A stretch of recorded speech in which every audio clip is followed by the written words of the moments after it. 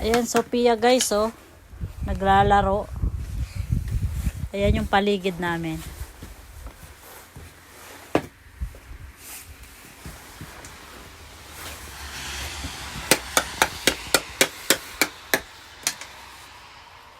Tinanggal niya yung gloves niya, guys.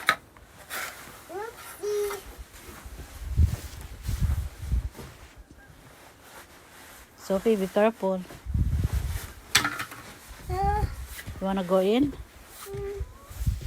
Yep. Alright, we're gonna go inside. Oh, no, we're gonna clean up this one. Come on. Clean up. So that Daddy will pass here. Daddy will not get angry. Put in there. Put there in the jar.